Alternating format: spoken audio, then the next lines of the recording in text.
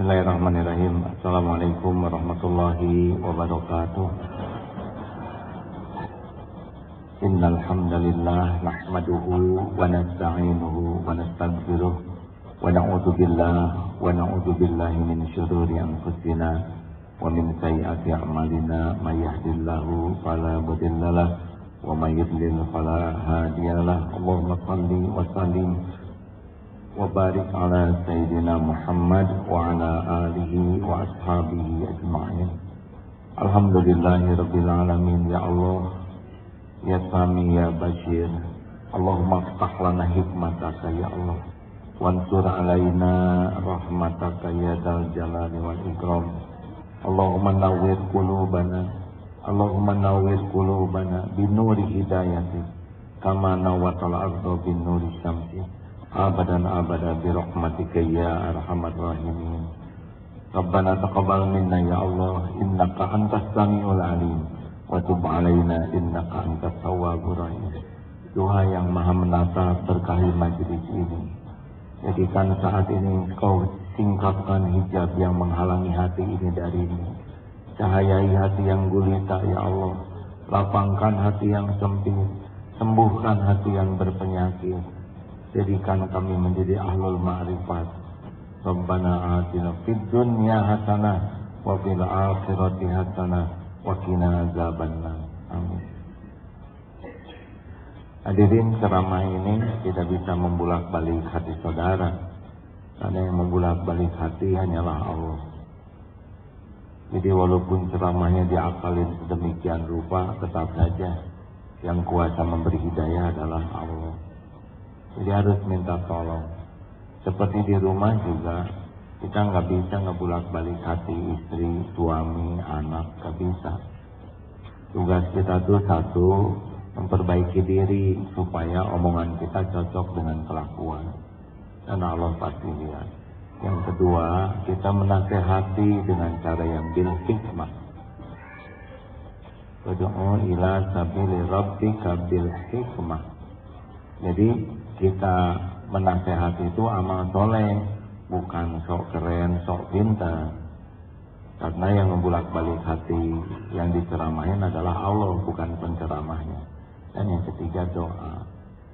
Doa itu lebih kuat daripada nasihat, karena kalau nasihat sering mengandalkan diri, tapi kalau doa mengandalkan Allah.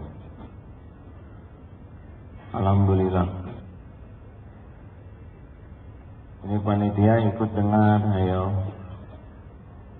Suka kasihan lihat panitia sibuk aja. Nanti jamaah soleh, panitia mah nggak dapat ilmu. Mudah-mudahan dapat pahalanya. Boleh acungkan tangan yang baru pertama kali datang hari ini, Jom? Ada? Terima kasih. Terima kasih. Yang ngajak yang lain, Jom? Yang ngajak, sukses lah. Alhamdulillah. Walaupun enggak, yang diajak nggak ikut, tetap saja sukses ya. Sukses ngajak, belum sukses diikuti ya. Baik, kita ngulang yang dulu atau langsung ke yang baru?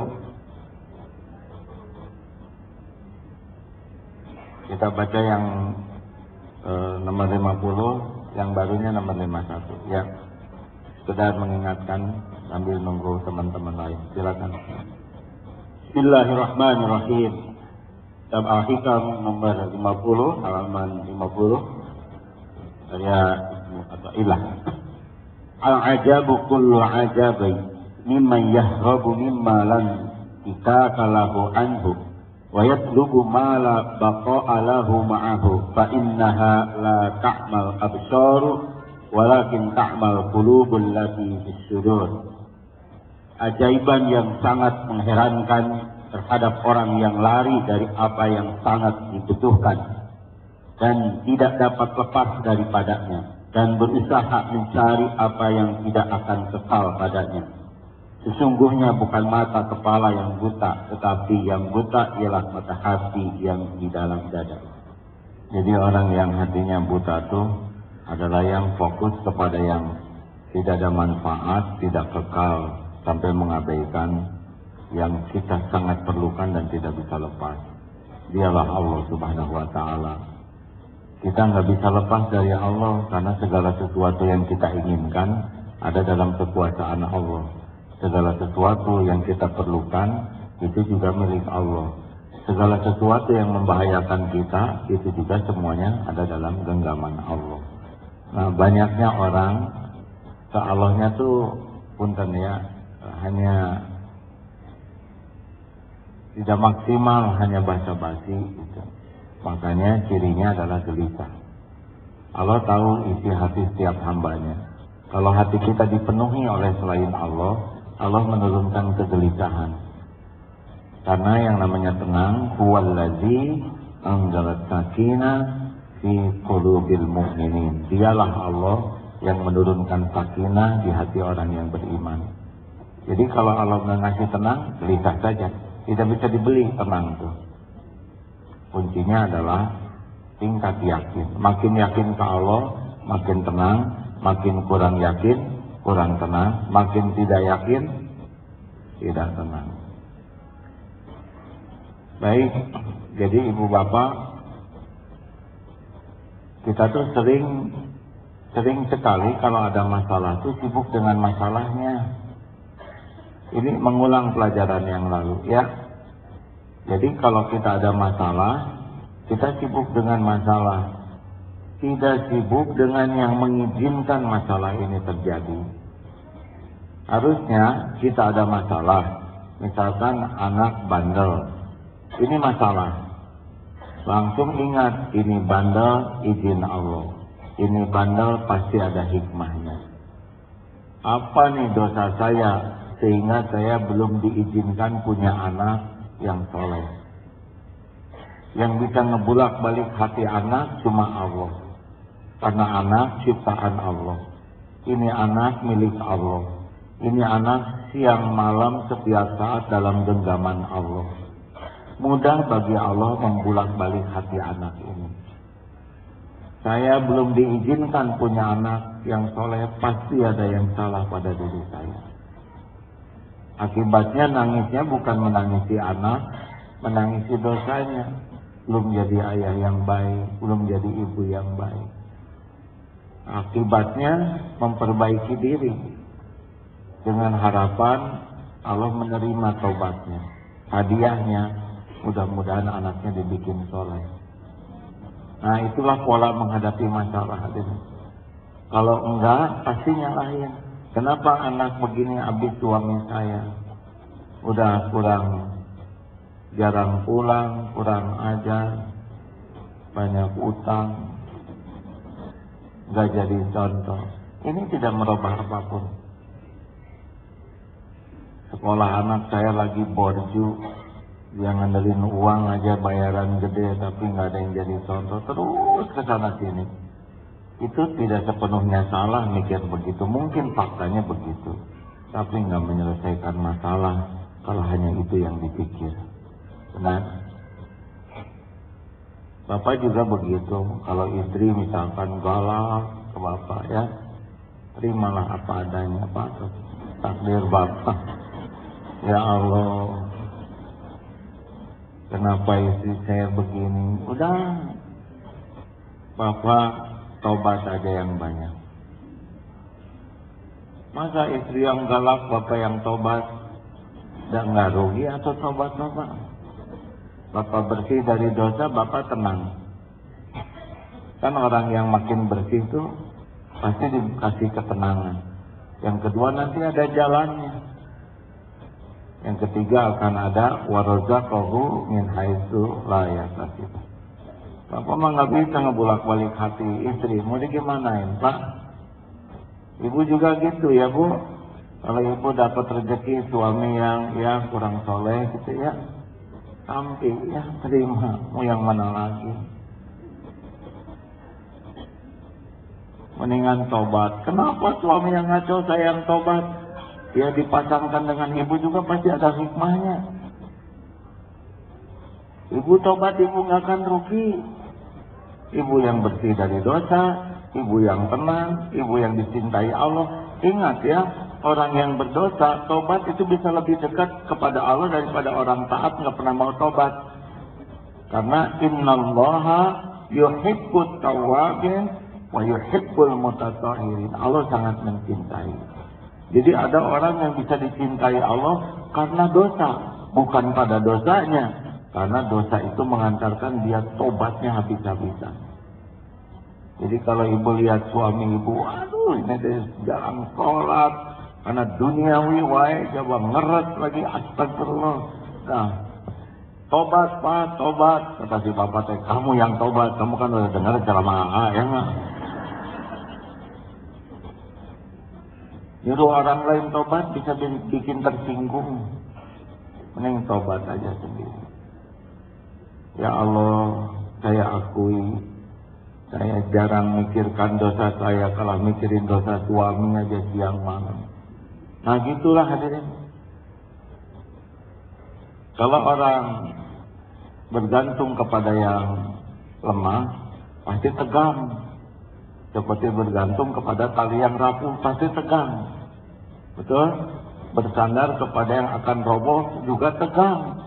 Salah sendiri. Bersandarnya kepada Allah saja yang maha kokoh, pemilik, penguasa, penentu segala-galanya. Gak akan dikecewakan. Baik. Ya, kita nomor sekarang baru. Nomor 51. La tarhal min kaunin ila kaunin tatakuna kasimarir rahim. Yasiru wal makanul ladzi tahala ilaihi huwa alladzi tahala minhu walakin irhal minal aqwani ilal muqawwini wa inna ila rabbikal muntaha. Jangan berpindah dari satu alam ke alam yang lain berarti sama dengan jimat yang berputar di sekitar penggiringan. Ia berjalan menuju ke tempat tujuan, tiba-tiba itu pula tempat yang ia mula-mula berjalan padanya. Tetapi hendaklah engkau pergi dari semua alam menuju kepada pencipta alam. Sesungguhnya kepada Tuhanmu puncak segala tujuan.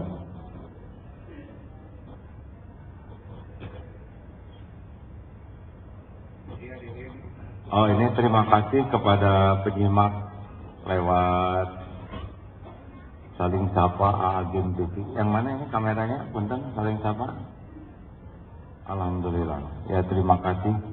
Jadi acara ini live Bu. Kalau Bapak Ibu nanti sedang ada kesibukan tidak bisa hadir, ini bisa disimak di seluruh dunia di handphone seperti ini. Android tinggal di download saja Agim TV. Ini bikinan saling sapa. Nanti disentuh gitu lalu akan keluarlah tayangan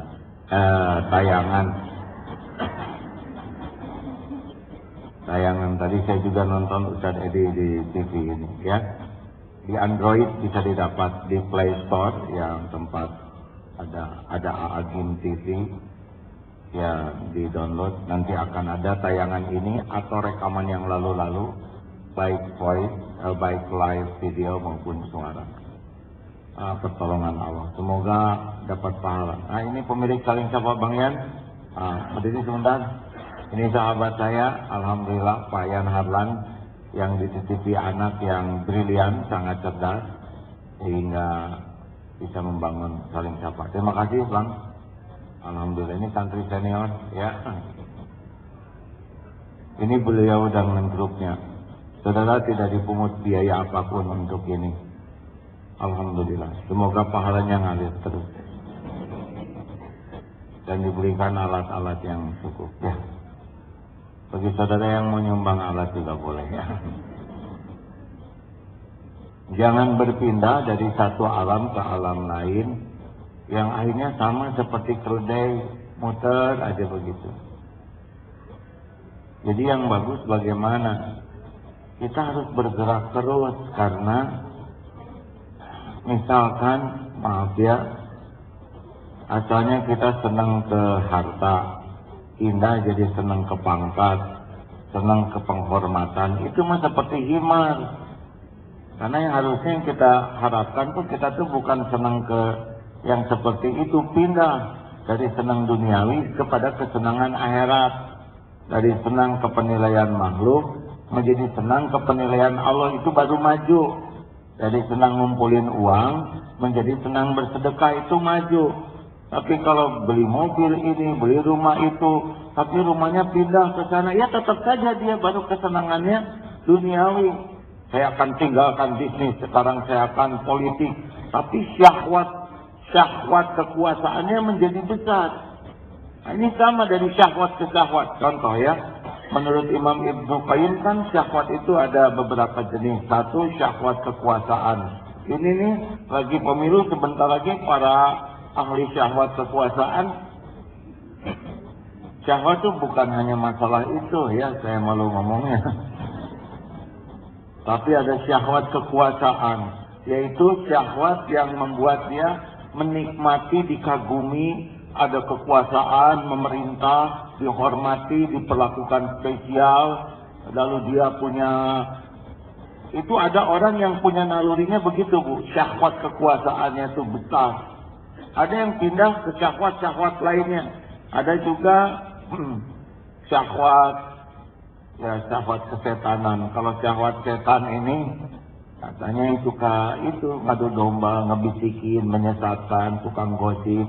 Pokoknya senang aja membuat kehebohan, fitnah. Ada juga syahwat binatang buas.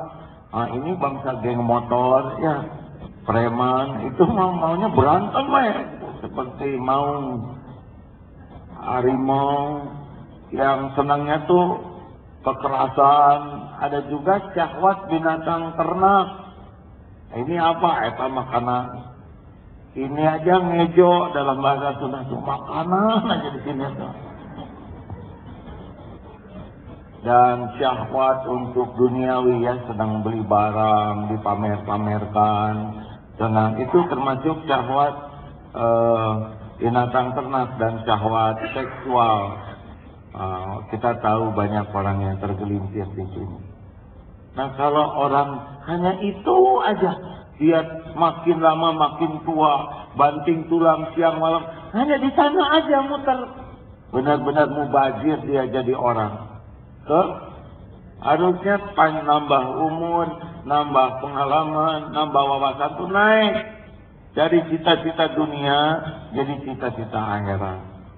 Dari hanya ingin dinilai orang jadi senang dinilai Allah. Dari yang senang beramalnya kelihatan menjadi senang amal yang enggak kelihatan. Orang-orang yang senang mencari kedudukan di sisi Allah, dia akan sangat menikmati amal-amal rahasia. Tapi bagi orang yang senang dipuji manusia, ya seperti itulah, kita tidak boleh suudon ya. Ujuk-ujuk mangku anak yatim aja, di film, dibelai ya. Orang tuamu mana? Saya kan yatim piatu Pak. Oh iya, maksudnya orang tua tetangga gitu. Ada yang hidupnya sibuk dengan penilaian orang, dan ini syahwat juga. Karena senang sekali orang tahu, senang sekali orang memuji, senang sekali orang mengagumi. Terus apa sih untungnya ya? Halo? Sekarang kita beli mobil, nyicil supaya dipuji orang. Tetap aja yang muji nggak bantuin cicilannya ya. Harusnya kan ada kotak infak di belakang mobil tuh. Yang lihat mobil saya nyumbang lah gitu. Halo? Nah, hadirin sekalian, dari yang senang misalkan pamrih pindah ke yang tidak pamrih, itu harus meningkat kita tuh, baru kita jadi benar. Tapi kalau sampai tua hanya berkutat aja dengan penilaian orang, dengan masalah harta, gelar, pangkat, jabatan, udah tua udah. Ini saya sudah bahas di sini yang gurur belum ya? Saya tambahkan bab gurur. Gurur itu terpedaya. Jadi GR lah ya. Dia merasa mulia padahal dalam pandangan Allah hina. Dia merasa sukses padahal dalam pandangan Allah gagal. Ada orang yang gurur. Gurur ini misalkan karena dia sudah jadi pejabat. Dia merasa sukses. Dia bisa memecahkan beberapa persoalan negeri ini. Tapi sholat enggak, ngaji enggak, haji tidak dijalankan. Ini gurur. Dia tertipu oleh topeng dunianya. Sama anak punya gelar, di wisuda. Ada yang bangga orang tua sampai lupa ini anak enggak sholat nih. Ini anak enggak tahu agama. Tapi dia sudah di wisuda. Jadi kita bangganya tuh hanya dengan aksesoris. Kita tertipu karena yang menyelamatkan anak bukan toganya, tapi yang menyelamatkan anak adalah iman dan amalnya. Benar? Suami naik pangkat, wah bangga. Padahal cuma gitu aja kan, naik pangkat tuh nunggu turunin, betul tidak? Dan nggak mungkin naik terus. Nah begitu ada orang yang tertipu, dia dapat dunia, dia kaya, punya mobil bagus, punya jabatan, punya gelar, seakan dia tuh udah hebat, udah sukses, udah mulia. Padahal dia jarang ikut pengajian, nggak tahu ilmu agama, nggak sholat juga, nggak bisa ngaji. Ini mah ketipu, ya. Halo? Ada juga yang tahu agama, tapi tertipu. Dia kuliah, dia pesantren, dia ikut belajar ilmu agama, sarjana agama, master agama, dan dia merasa mulia dengan ilmunya. Padahal ilmu itu tidak menjamin kemuliaan kalau nggak diamalkan. Ada tuh dengan dalih, dengan adu argumen, dengan debat, dia merasa sudah terhormat dengan gelar agamanya, pengetahuan agama. Padahal pengetahuan agama sama sekali bukan menjamin kemuliaan seseorang kalau dia tidak mengamalkannya dengan tulus. Ini gurur. Hadirin sekalian, hadir bersama kita Al-Ustaz Al-Mukarram. Jangan nyebut Abdullah bin Nasir, Bu. Dan dia bangga dengan gelarnya, dengan panggilan Ustaz Al-Mukarram, Kiai Haji. Padahal dia hanya tahu sedikit dan tidak mengamalkannya. Ada juga yang dia banyak ibadah, tahajud tiap malam, zikir, sholawat, umroh, ngaji tiap hari. Tapi dia tetap gurur, tertipu. Kenapa? Dia merasa mulia dengan tahajudnya siang malam. Tapi di hatinya ujub, ria, dengki, sombong. Ada di sini. Dan dia tidak mau memeriksa hatinya. Dia hanya sibuk dengan amalan lahiriah. Ini gurur. Jadi ada yang rajin ke masjid ini, rajin majelis taklim begini juga ada. Rajin ke pengajian seperti makan obat, katanya sehari 3 kali. Sekarang di Al-Latif, besok di Latif Al, terus bina-bina ya. Tapi dia enggak serius memeriksa hatinya. Ada juga yang tertipu dengan gurur, dengan ceramah yang akhlak. Kita harus mencintai Allah. Tapi selama dia ceramah akhlak tersebut, ya abaikan dirinya, nggak cocok dengan yang diceramahkan. Dan dia merasa mulia dengan ceramahnya, merasa mulia dengan banyaknya jamaah, merasa mulia dengan banyaknya pengikut di Twitter, di Facebook, merasa bangga dengan. Padahal di sisi Allah memang nggak ada kaitan jumlah jamaah, ya. Halo, saudara pernah lihat konser rock di TV yang musik-musik yang nggak jelas sama sekali? Itu juga lebih banyak dari tabligh akbar yang datang. Benar? Apa bedanya sih? Yang datang seorang dengan yang datang 100.000 orang sama. Yang menilai itu Allah. Kalau kita bangga dengan 100.000 orang kecewa, hah, ini yang datang tunggal gini. Kan yang menilainya Allah, yang punya pahala Allah, yang punya surga Allah. Kenapa kita jadi kecewa? Siapa tahu yang satu ini calon ulama besar, betul? Makanya orang-orang yang sibuk dengan jumlah turun, termasuk diundang. Oh, ada undangan, maaf ya, kayak ada undangan ceramah di istana. Padahal di istana juga di sebelahnya tuh ada musola. Tapi suatu saat dia diundang di musola Al-Ikhlas dalam pembangunan musola nyelak. Pertama musola itu pasti gepeng, yang kedua Al-Ikhlas, sudah ini nggak ada harapan ini. Yang ketiga pembangunan, waduh bisa suruh nyumbang. Nah, orang-orang yang terkecoh oleh jumlah atau masuk ke TV seakan-akan kalau udah ceramah di TV itu langsung mulia. Ya enggak dong. Punten ya hadirin. Lawan punya musuh yang membuat kita jadi dekat dengan Allah lebih baik daripada punya kawan yang menjauhkan kita dari Allah. Masuk ke TV yang membuat kita ujub, ria, takabur jauh lebih buruk daripada enggak di TV tapi selamat lahir batin. Benar? Hati-hati nih, sakit yang membuat dekat dengan Allah jauh lebih baik daripada sehat yang membuat kita bergelimang maksiat.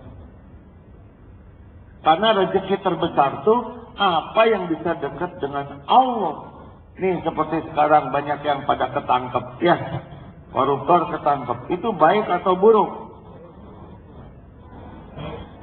Bingung. Kalau yang suaminya ketangkep buruk katanya. Gini Bu, Pak, itu ketangkep tuh macam-macam ya. Ada yang berkah anaknya ketangkep, KPK berkah doa ibu bapaknya. Ibu tengah doa, ya Allah, saya ingin punya anak yang soleh, selamatkan anak saya. Dan Allah tahu ini anak korupsi. Diatur oleh Allah sehingga ketahuan KPK dan ditangkap. KPK cuma jalan takdir saja ya. Lalu masuk ke sana, ke penjara. Di penjara teh tobat, hartanya disita. Bersyukur, ya Allah, nggak usah susah-susah ngeluarin ya. Sebab kalau nggak disita ada lebar, sayang ya. Betul Ustaz? Tahu dari mana? Sujud, alhamdulillah ya Allah, monggo ya Allah. Mau disita silakan, sing habis kecuali yang halal aja. Dan dulu juga sebanyak itu nggak pernah dipakai, cuma ngaku-ngaku punya emas disembunyikan di Swiss, ke Swissnya belum pernah. Punya tanah di Kalimantan ribuan hektar nggak pernah ke sana. Ya, udah tua itu dibelikan kebun durian, nggak asam urat, nggak pernah makan. Udah ya Allah monggo.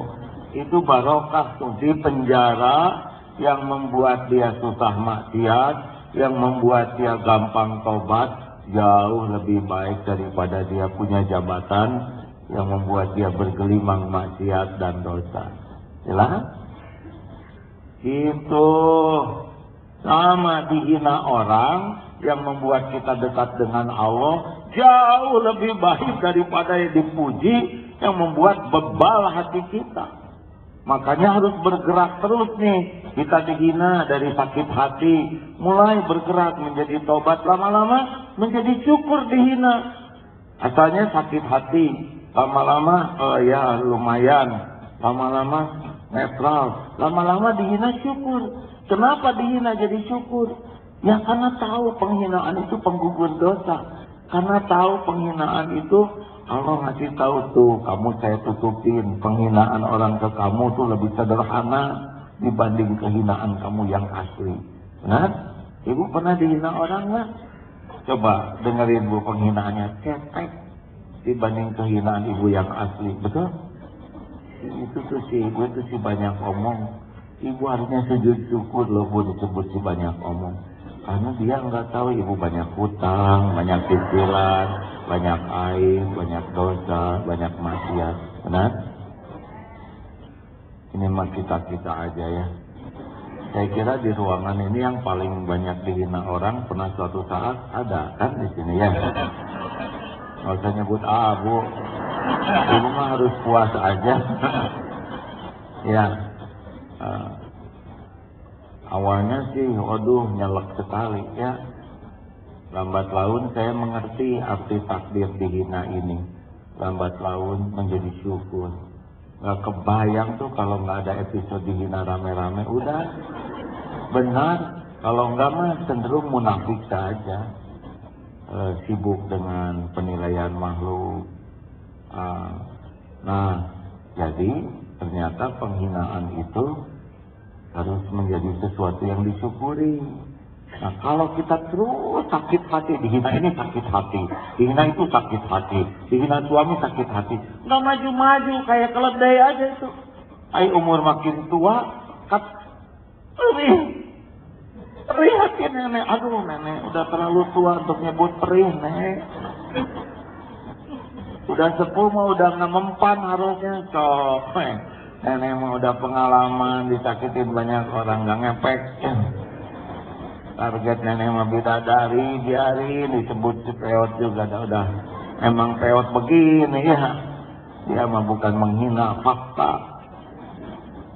Hadirin, kalau kita terus bergerak ya, dari tahun ke tahun, dari pengajian ke pengajian, makin ngerti. Yang tadinya hilang dompet, panik, marahan. Lama-lama jadi syukur hilang dompet. Pasti ada rahasia Allah nih. Hilang dompet, ciri-ciri mau punya dompet baru, KTP baru, yang SIM baru. Pasti ada hikmahnya. Boleh jadi inilah yang membuat saya nggak jadi belanja. Karena selama ada dompet itu saya gampang sekali ngegesekin, ya ada hikmahnya. Indah tuh, dari misalnya nangisin dompet kepada syukur. Nah harusnya hidup tuh kayak gitu Pak. Menyikapi apapun bergerak menjadi lebih baik. Dan itu hanya bisa terjadi kalau memang cita-citanya akhirat. Sepanjang cita-citanya duniawi aja, pasti syahwat yang tadi yang ada. Ringan beratnya hidup ini tergantung cita-cita. Kalau orang cita-citanya akhirat, ingin ketemu dengan Allah, ingin berkedudukan di sisi Allah, seberat apapun hidup nggak akan berat. Mati juga nggak berat. Tapi kalau cita-citanya duniawi, uang, pangkat, jabatan, warisan, pujian, penghargaan, cinta, kekaguman orang, ya ketek bengeng ini pasti berat. Coba nanti lihat yang luka-luka tuh nggak jauh kok, hanya sekitar itu aja. Betul? Bagi-bagi warisan, wow bisa sakit tuh. Tenang malah. Ya. Halo? Musim mutasi suami di kantor, kalem aja. Pertama, suami yang dimutasi, ibu kan nggak daftar, nggak apa sih. Dan nggak ngepek karena ibu bukan atasannya. Dan tinggal istiqoroh. Ya Allah, dengar-dengar suami saya mau diturunkan. Terserah padamu, yang penting mah barokah. Naik pangkat jadi petaka, nggak mau. Katanya suami mau dipindah dari tempat basah ke tempat kering. Asalnya di kolam ya, bagian ngebersihin kolam, sekarang di jemuran. Ya nggak apa-apa, karena suami nggak bisa berenang. Daripada di tempat basah kelelep. Yang suka tegang-tegang mutasi itu pasti para pecinta dunia. Ya. Kalau pecinta keberkahan mah gak takut. Yang ditakuti justru jabatan yang tidak barokah. Begitulah hadirin, tiap kejadian, tiap hari harus menggerakkan kita menjadi lebih baik. Maka nikmati hidup ini berwarna ya. Nih masjid ini indah karena berwarna. Coba sewarna hitam, dah horor nih masjid. Tadi yang ngaji indah suaranya karena berwarna. Coba kalau lempeng tadi nggak menarik. Betul tidak? Kan bintang kecil tuh dari segi kata-kata mah nggak ada apa-apanya lagu bintang kecil. bintang kecil, udah pasti ya nggak? Di langit yang biru iya, amat banyak bener. Ya kata-kata kan nggak ada apa-apanya, tapi jadi enak. Bintang kecil, gimana lupa lagi? Bintang kecil di langit yang biru. Coba kalau rasa bintang kecil, pasti depresi itu paut ya. Nah hidup juga baru indah kalau berwarna. Jadi jangan heran gitu ya. Warna-warni ini kita nggak tahu warna pulang dari sini apa. Mungkin ada yang lancar, ada yang mau masuk lift, kejepit bajunya robek ya.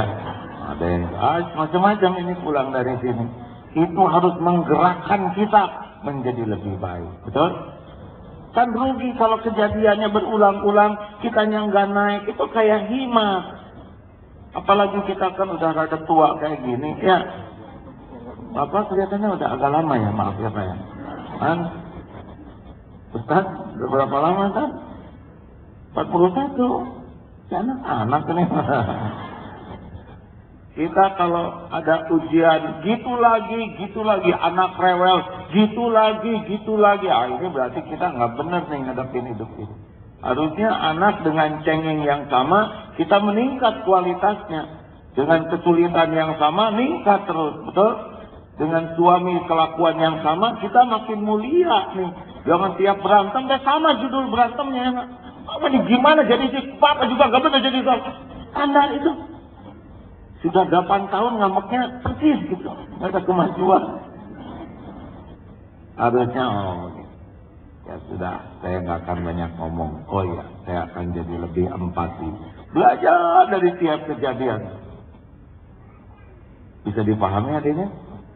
Nah ini penting sekali bahwa kejadian apapun, situasi apapun, kayak kita sedekah ya, stabil aja 2.000 tiap infaknya. Padahal kan dunia udah robah. Itu dia dari tamat SMA Bu 2000 sampai sekarang jadi direktur utama. Karena penting istiqomah. Enggak istiqomah. Dulu dia punya 20.000, nyumbang 2.000 10%. Sekarang dia punya 200 juta tetap 2.000. Itu bukan istiqomah, itu turun. Iya Bu. Makin pelit berarti ya. Dulu kita penghasilan 7,5 juta, bisa nyumbang misalkan 15.000. Berapa tuh? 1% ya. Benar gitu? 1%? Ya gitu lah maksud saya. Jelek perumpamaannya. Bisa nyumbang 150, 10%. Terus suami dapat rezeki banyak. Tiba-tiba jadi 15 juta. 10% berapa? 1,5 juta. Berat dia. Jadi agamnya. Naik jadi 300.000. Padahal Allah 10 kali lipat ngasih rezeki. Jebret Allah ngasih 150 juta. Harusnya kan 15 juta tuh ya. Udahlah. 1 juta aja. 1,5 juta. Ini dibanding dulu mah luar biasa. Dulu 150.000, sekarang 1,5 juta. Ini makin pelit. Harusnya makin satu jebret aja 3 juta ya, tetap pelit. Blok hadirin, cobalah latihan ya. Jangan dulu dimasukin saku kalau punya uang. Dapat uang, potong 10%, sedekahin. Jadi miskin nggak? Nggak jadi miskin, dapat uang 15%, dapat 20%. Kenapa jadi tegang begini hadirin? Tuh ya, kalau pelit gini rencana aja udah tegang. 5%, 10%, 10%. Padahal baru rencana, semua ngitung. Jadi emang jiwa kepelitan itu nggak bisa disembunyikan. Mau tahu supaya nggak pelit, jangan banyak mikir. Kalau banyak mikirnya, pelit. Serdara aja. Ibu ada yang punya gelang nih, mesin mau sekarang pulang buka gelangnya, mangga. Pasti nyesal, ya kan? Nyesal ketika nanti Allah memperlihatkan balasannya. Ya Allah, ternyata ini yang membuat saya diundang umroh. Ternyata gelang itu yang membuat anak saya syariatnya jadi senang hafalin Quran. Tuh saya nyesal, kenapa cuma gelang? Harusnya ya giwang, kalung, sepatu. Wah itu benar. Iya, dapati Allah lihat siapa yang sedekah. Ya. Oh, pada tegang yang punya gelang. Tuh, mudah-mudahan jangan disuruh. Karena ini cicilannya 12 kali lagi. Artinya harus bergerak terus ya. Dari waktu ke waktu. Kayak ngaji harus bergerak. Dari yang asalnya odol, one day, one lembar. Jadi 2 odol, begitulah. Terus nanti jadi pemahaman. Yang asalnya sholatnya hanya fardu aja. Tambah sholat rawatib. Harus bergerak. Ini baru benar hidup kayak gini. Nanti dari yang hanya ngejar 11 rakaat. Jumlah mulai lagi surat-surat dalam sholat itu diperpanjang, nanti lebih paham. Jadi kalau kita mau ngedekatkan Allah terus bergerak, itulah sebetulnya orang yang hidupnya benar. Tapi kalau mutar terus kayak gitu, man kana yaumuhu nisfan amsihi bahwa khosirun, rugi. Yang lebih jelek halikun, celaka. Begitu? Baik, kita tukar pikiran, ada waktu. Ada pertanyaan? 1, 2, 3, ya, 4. Yes. Assalamualaikum warahmatullahi wabarakatuh. Pertanyaan pertama saya, bagaimana cara bertakwa dan bertawakal yang paling baik menurut Allah? Apakah hanya bertakwa dan bertawakal saja